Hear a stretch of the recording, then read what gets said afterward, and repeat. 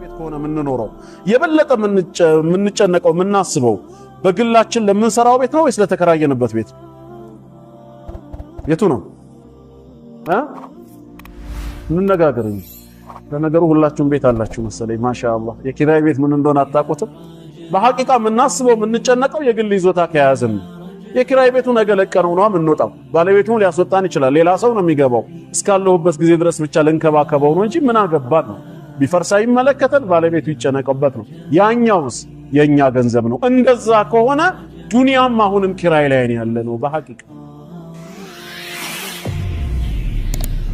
አላህ ስለ ሰዎች ሲናገር ምን ይላል በዚህ ቦታ ፈበሽር ዒባድ ባሮቼን አበስራቸው መልካም የምስራችን ንገራቸው الذين يستمعون القول እነዚያ ንግግሮችን የሚሰሙ የሚያዳምጡ የሆኑት ናቸው ከሰሙ በኋላ ግን فيتبعون احسنه ከስሜታቸው ጋር የገጠመው ወይም ደግሞ በሸይኻቸው በኩል የመጣው ሳይሆን ያለው እጅግ የተሻለውን መልካሙን የሚከተሉ ነው ለዱንያቸው ለአኺራቸውም ሊጠቅማቸው የሚችለው እውነታውን መልካሙን ብቻ መርጠው ከስሜታቸው ጋር ሄደም አልሄደ ያን የሚከተሉ ለሆኑ ባሮቼ ብስራቱን ንገራቸው ብስራቱ ምንድነው ኡላኢከ الذين هداهم الله ወደ ቅን ጎዳና የመራቸው ተውፊቅን የለገሳቸው ማለት እነሱ መሆናቸው ወኡላኢከ هم اولو الالباب እነሱ ማለት ያአምሮ የልቦና ባለቤት ልብ ኖሯቸው ሱጁድ ላይ የሚያረጉት ሁለቱ ዱዓ ምን ነበር ያ ሙቀልበ القلوب ثبت قلبي على دينك ويا مصرف القلوب صرف قلبي على طاعتك ልቦችን እንደፈለክ ምትገለባበት እንደፈለክ ምታዟዙር ጌታ ሆይ በዲንህ ላይ ጽናቱን ስጠኝ ባንተ ተዛዝ ላይ ልቤን ጠጥ አድርግልኝ ነው እኛስ ቀልባችንን መፍራት የለብንም ወንጀል የሌለበት ነብይ ይሄን ዱዓ ካደረገ ወንጀል የተሸከመው እኛስ የቀልብ ጉዳይ ሊታሰብበት ይገባል እነዚህ አራቱ ዋና ምክንያት ይሆናሉ ብለን ከተማመንን ለቀልብ ጉዳይ ትኩረት እንድንሰጥ ወደ መፍትሄው እንግባና إذا كنت في الدنيا عن الخير عاجزا فما أنت في يوم القيامة صانع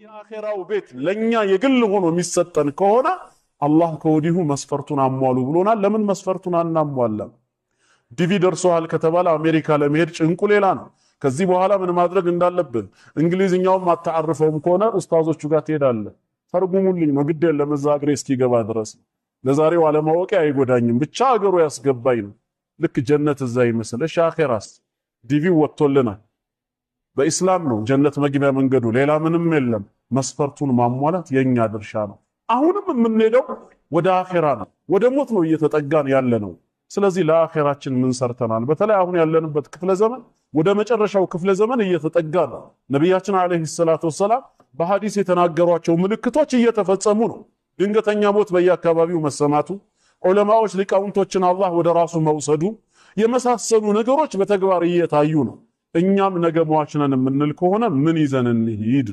ኢንሻአላህ ይሄን በተመለከተ አጠር ያለ ርዕስ አለኝ ኢስላሁል ቁሉብ ልብን ማስተካከል ልብን ማበጀት ምክንያቱ ምንድነው አላህ በቃሉ ስለተናገረ ነው አባታችን ኢብራሂም አለይሂ ሰላም የተናገረውን ጌታችን በሱረቱ ሹዓራ ቁጥር 88 እና 89 ላይ ሲነግረን ያ ቀን ማለት የውመ ላ ينفع ማሉ ወላ በኑን ዛሬ በዱንያ ያካበትነው ሀብታችን ወይ የወለድናቸው ልጆቻችን የቂያም ቀን አይጠቅሙም ነው የቂያም ቀን ከዛ ጭንቅ በሀብት መገላገል አይቻልም የቂያም ቀን ከዛ ጭንቅ በወለድናቸው ልጆች ፊዳ ሰበብ ነፃ መውጣት አንችልም እንደውም በሌላ ሐዲስ ተነግሮናል አባት ልጁን ያገኘውና በአባትነት ሐቅ ልጁን ይጠይቀዋል እንደው ለዛሬ ከጭንቁ ቀን ነፃ ወጣ ዘንድ እኔ ዱንያ ላይ ላንተ ብዙ መልካም ነገር ውይይልሃለሁ በዛ አባትነት ሐቅ ይሁንብኝ አንድ ሐሰና ስጠኝ ይለዋል መቼም ልጅ ተጠይቆ እምቢ አይልም አይደለ ግን ክስተቱን የሚያውቁት ረሱል ሰለላሁ ዐለይሂ ወሰለም ምናል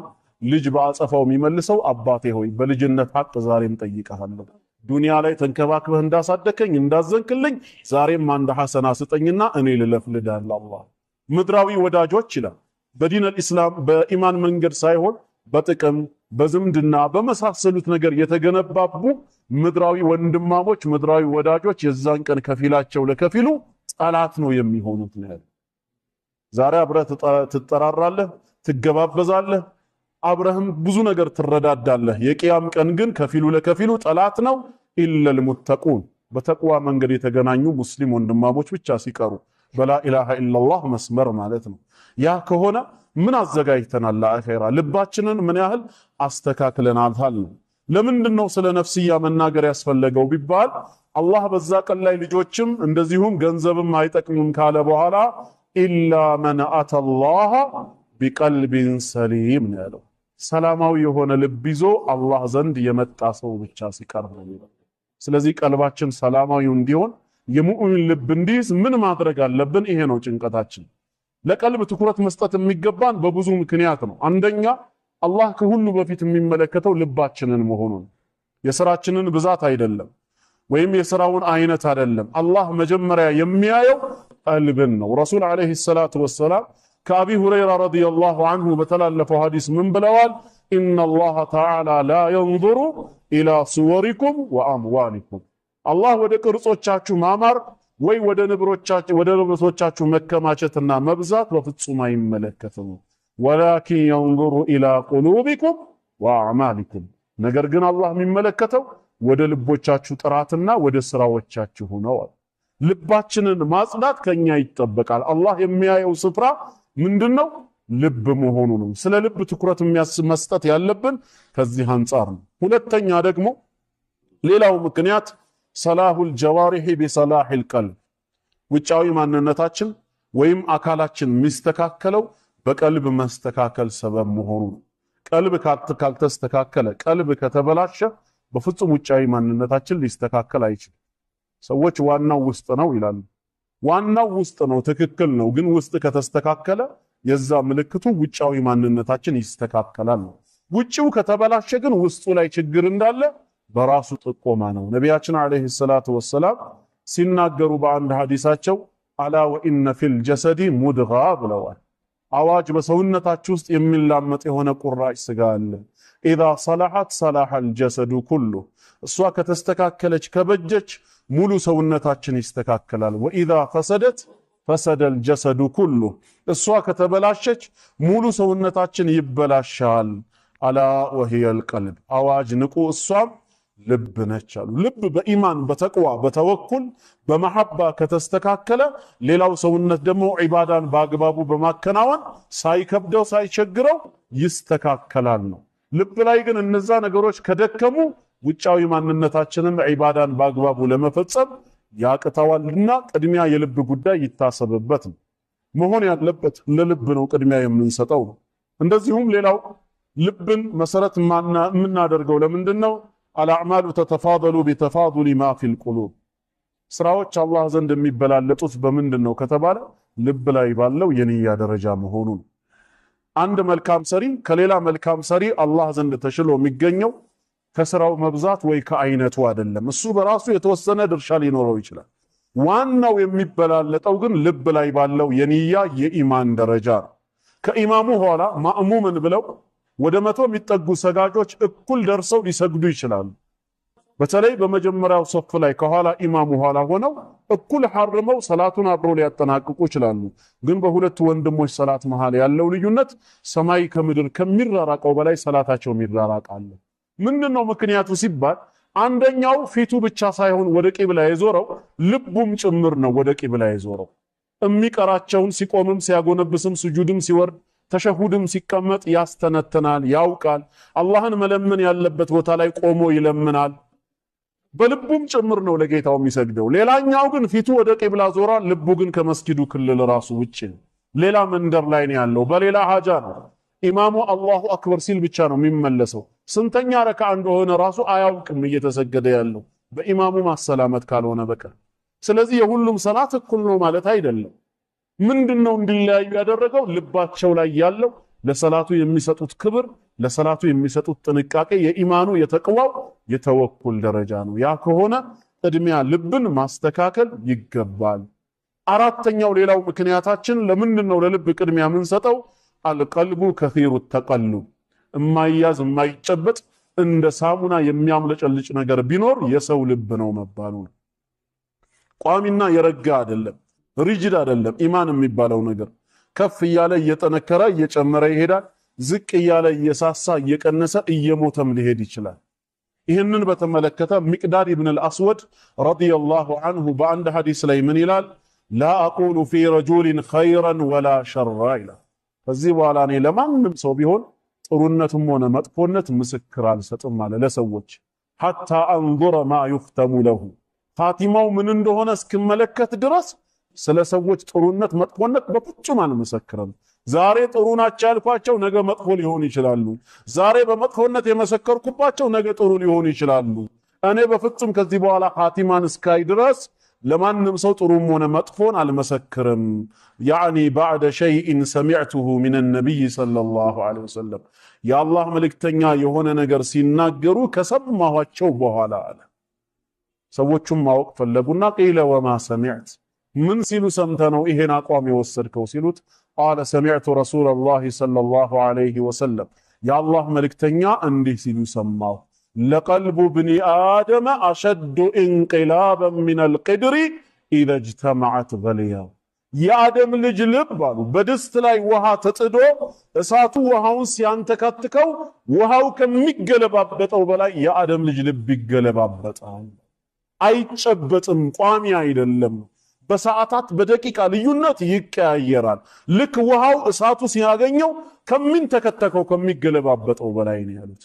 ለዚህ ነው እሳቸው እንኳን ንጹህ ልብ ኖሯቸው ሱጁድ ላይ ثبت قلبي على دينك ويا مصرف القلوب صرف قلبي على طاعتك ልቦችን እንደፈለክ ምትገለባብጥ እንደፈለክ ምታዟዙር ጌታ ሆይ በዲንህ ላይ ጽናቱን ስጠኝ ባንተ ተዛዝ ላይ ልቤን ቀጥ አድርግልኝ ይሉ ነበር። እኛስ ቀልባችንን መፍራት የለብንም? ወንጀል የሌለበት ነብይ ይሄን ዱዓ ካደረገ ወንጀል የተሸከመው እኛስ የቀልብ ጉዳይ ሊታሰብበት ይገባል። እነዚህ አራቱ ዋና ምክንያት ይሆናሉ ብለን ከተማመንን ለቀልብ ጉዳይ ትኩረት እንድንሰጥ ወደ መፍትሄው እንግባና ቀልባችን እንዲስተካከል ምን ነገራትን እንጠቀም ነው። ሼክ አብዱል መጂድ አልዘንዳኒ ሐፊዘሁላሁ ወረአ አልኢማን በሚለው ኪታባቸው ላይ መፍትሄ ነው ብለው ያመጡት ነጥቦች አሉ። ለነፍስዬም ለናንተም ያን አስተዋውሳለሁ። አንደኛ ይላሉ ቀልባችን ሰላምተኛ መሆን አለመሆኑን ለማወቅ ከፈለግን ወይ ቀልባችን ሰላማዊ እንዲሆን አልኢቅባሉ ዐለል ሐቅ ሐቅ ከየትም ይምጣ ከየት ለሐቅነቱ እጅ መስጠትና መቀበል። ዛሬ አመለካከትም የምንቀበለው በሐቅነቱ ሳይሆን በቡድን ሚዛን ሆኖ ከኛ ጀማዓ ከኛ ግሩፕ ብቻ ካልመጣ በስተቀር ከሌላው አካል የመጣን ነገር እንደ ሐቅ ለመቀበል ይከብደናል። እንደውም ፈትዋ ወይ ሌላው ነገር ሳይሆን ቁርአንና ሐዲሱንም መስማት የምንፈልገው ከኛው ቡድን ጀማዓዎች ሆናል። በቡድን ታጥረናል። ሐቅን ለሐቅነቱ ቦታ ሰጥተነው ከቁርአን ከሐዲስ የተነገረ እውነት ስለሆነ ብቻ ከስሜታችን ጋር ገጠመም አልገጠመም ለሐቅ እጅ እንስጥ የሚለው የጥቂቶች አላህ ማዕሱም ያደረጋቸው ባህሪ ብቻ ሆነ። አብዛኛው ሰው ስሜቱን ነው የሚከተለው። ከስሜቱ ጋር የሚሄድ ፈትዋ የሚሰጠውን ዓሊም ነው የግል ዓሊሙ አድርጎ የሚይዘው። ሁሉም በራሱ ተደራጅቶ አካሄዱን እንዳይቃወመው አብሽር እንዲለው ብቻ የሚያግራራውን ይከተላል። ማጥበቅ የፈለገውም የሚያጠብቀውን አካል ብቻ ነው የሚመርጠው ማለት ነው። ሐቅ ነው ወይስ አይደለም? በቁርአንና በሐዲስ በዑለሞች መነጽር ታይቷል ወይስ አልታየም? የመጣውን ሐቅ በሐቅነቱ ለማስተናገድ ፈተና ሆኖብናል። ይሄ የቀልብ መታመምን ያስከትላል ይላሉ ሸይኹ። እንደ ማስረጃ የሚያቀርቡት ሱረቱ ዙመር ቁጥር 17 እስከ 18 ያለውን ነው። አላህ ስለ ሰዎች ሲናገር ምን ይላል በዚህ ቦታ? ፈበሽር ዒባድ ባሮቼን አበስራቸው መልካም የምስራችን ንገራቸው الذين يستمعون القول እነዚያ ንግግሮችን የሚሰሙ የሚያዳምጡ የሆኑት ናቸው። ከሰሙ በኋላ ግን فيتبعون احسنه ከስሜታቸው ጋር የገጠመው ወይም ደግሞ በሸይኻቸው በኩል የመጣው ሳይሆን ያለው እጅግ የተሻለውን መልካሙን የሚከተሉ ይሆኑታል። ለዱንያቸው ለአኺራቸው ሊጠቅማቸው የሚችለው እውነታውን መልካሙን ብቻ መርጠው ከስሜታቸው ጋር ሄደም አልሄደ ያን የሚከተሉ ለሆኑ ባሮቼ ብስራቱን ንገራቸው። ብስራቱ ምንድነው? ኡላኢከ الذين هداهم الله ወደ ቅን ጎዳና የመራቸው ተውፊቅን የለገሳቸው ማለት እነሱ መሆናቸው። ወኡላኢከ ሁም ኡሉል አልባብ እነሱ ማለት የአእምሮ የልቦና ባለቤት በትገርልኝ ማለት። እኛም ከነዛ ጀማዓ መሆን ከፈለግን ሐቅ ከየትኛውም ጀማዓ በሚነገረን ሰዓት ሐቅን በሐቅነቱ ለመቀበል ማዘጋጀት አለብን። ይሄንን የሚነግረን ጀማዓ ከየትኛው ጀማዓ ነው? ከነዛ ጀማዓ ነው ወይስ ከነዚህ ነው የሚለው አይደለም። የሚነገረው ነገር ከአላህ ቃልና ከመልእክተኛው ሱና የገጠመ ነው? ከረሱል ሰለላሁ ዐለይሂ ወሰለም ፈለግ ጋር አብሮ ቢሄድ ነው ወይስ የሚቃረን? ያንን መመዘን የምንችል ከሆነ ሐቅን በሐቅነቱ መቀበል ነው። የማንችል ከሆነስ በዓሊምነታቸው ታማኝ የሆኑ አላህን ይፈራሉ ተብለው በተቅዋነታቸው የተመሰከረላቸውን ዑለሞችን መስመር መከተል ነው የሚያዋጣ። ግሩፕኝነት በዱንያ ብቻ ሳይሆን በአኼራም ያዋርደናልና ማለት። ስለዚህ ሐቅን በሐቅነቱ የሚቀበል ልብ ካለን ልባችን ተስተካክሏል ማለት ነው። ነገር ግን የካፊሮች ልባቸው የታመሙ በሽተኛ ልብ ያላቸው ሰዎች መለያ ባህሪው ሁሌም ከሐቅ መሸሽ ነው። አላህ እንዳለው ሱረቱል አንዓም ላይ ወማ ተእቲህም በፍጹም አትመጣቸውም ይላል ሚን አየትን ሚን አያት ረቢህም ከጌታ አንቀጾችም ሆነ ተአምራቶቹ አንዱም አይመጣላቸውም ኢላ ካኑ ዐንሃ ሙዕሪዲን ከዛ ከሚመጣላቸው ተአምር ወይ አንቀጾች ችላ ብለው የዞሩ ቢሆን እንጂ። ለምንድን ነው ችላ ያሉት? ስላላሳመናቸው ሐቅ ስላልሆነ አይደለም። ሐቅ ነው ግን ከስሜታቸው አይገጥሙም፣ ፍላጎታቸውን አያሳካም። አይሁዶች አብዛኛዎቹ ነቢያቶች ያስተባበሉት ከፊሎቹን የገደሉት ለምንድን ነው? ነቢያቶቹ ይዘውት የመጡት ትምህርት የተደበሰበሰ ግልጽ የሆነ ስላልነበረ አይደለም። አፈኩለማ ጃአኩም ረሱሉን ቢማ ላ ተህዋ አንፉሱኩም ያ ነው መነሻ ምክንያቱ።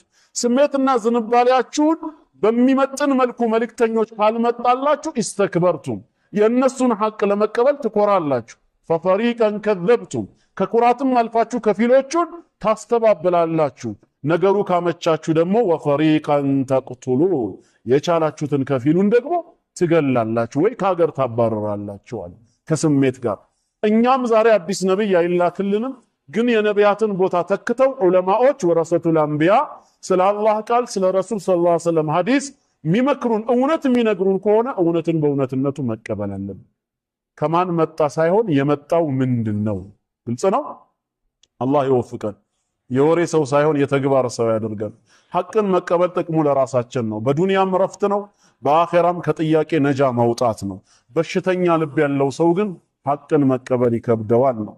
ሁለተኛው ምክንያት ያሉት ደግሞ መፍትሄ አድርገው ያቀረቡት ሑቡል ሐቂ ወንሽራሁ ሰድሪ ሊልኢስላም እውነትን ማፍቀር መውደድ፣ ልባችንን ወይም ደረታችንን ኢስላምን ለመማር ዝግጁ ማድረግና ማስፋት አለብን።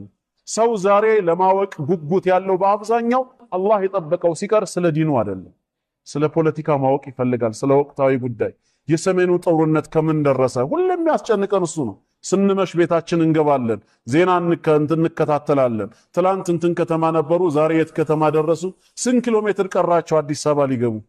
ሁልጊዜም በወቅታዊ ዙሪያ ሙሰቀፍ ሆኖናል። ዛሬ የሞተው ምን ያህል እንደሆነ ከመከላከያው ከሚሊሻው ወይም ከዛ ከትግራይ በኩል ያለው ወይ በሌላ አጠራር ጁንታ ከሚባለው ስለ እያንዳንዱ ነገር ሀታ ሻይ ቤት እንኳን ቁጭ ብለን የምንነጋገረው በፖለቲካ ዙሪያ ሆናል። ለምን? ወቅታዊ ነው ይባላል። የዲኑስ ቀስ ብሎ ይደርሳል ወይስ ወቅታዊ አይደለም ጊዜ አልፎበት